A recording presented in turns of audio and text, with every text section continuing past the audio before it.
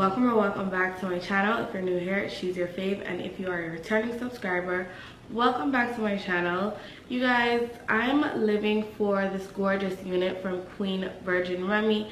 They went ahead and sent me this 13x4 glueless lace frontal wig unit. It is their pre-plucked reddish brown 13x4 frontal unit in water wave, and I'm living for the texture and color in comparison to my skin. This is definitely something that complements me really well, and we are ringing in the new year with some color, honey.